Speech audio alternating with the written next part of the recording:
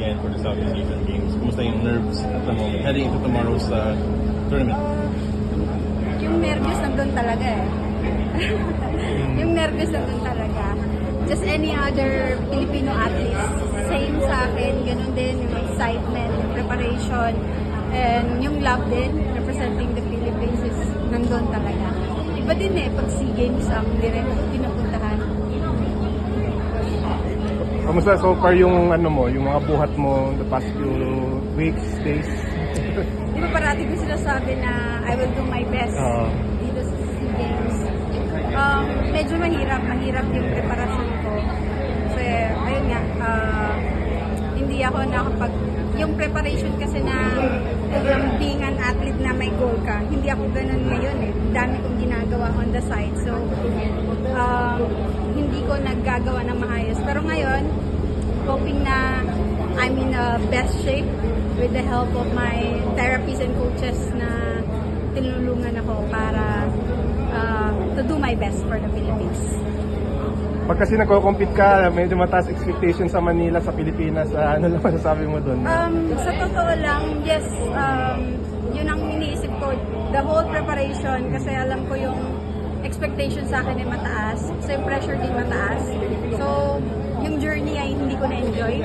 Kasi iniisip ko, paano pag hindi ko nagawa ito? Paano pag ito nagkamali ako? So, nandun ako sa ganong moment na sabi ko, hindi pwede ganito. I really have to enjoy this moment and be proud na I'm representing Philippines again dito sa Southeast Asia and Southeast Asian Games. And then, ayun, nag-prepare ako for this and kailangan enjoyin ko yung proseso. Enjoyin ko yung moment na nandito ako and makita yung mga athletes na seeing me here is still fighting for the Philippines. I hope na nabigyan din sila ng inspirasyon na not to give up on their dreams. And lahat naman ng laro may kanya-kanyang kwento. Etong kwento, iba din. Yung mga kalaban mo ba, ano bang sino ba naman nakikita mong medyo mabigat na kalaban or alam mo kasi yung SEA Games sa atin ay parang Olympics na.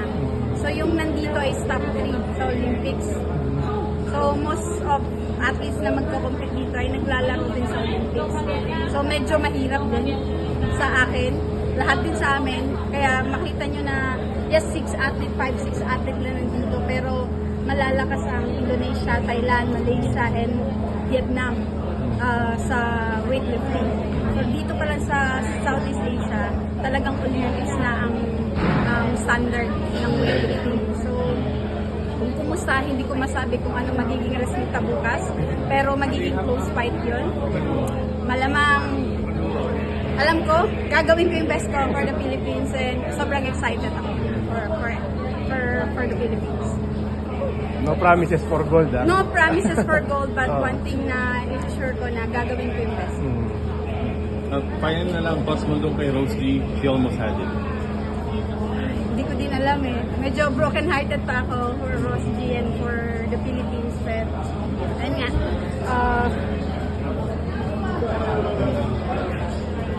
Alam ko yung preparation niya, mahaba rin. Gaya ng ibang atleta. Pero siguro ganun talaga ang laro. Minsan, kailangan mong ma-fail para matuto sa lahat ng ginawa ko. So, hoping na next SEA Games, maka-recover siya or next Olympics, makapag-qualify siya. Salamat po. Salamat. Thank you.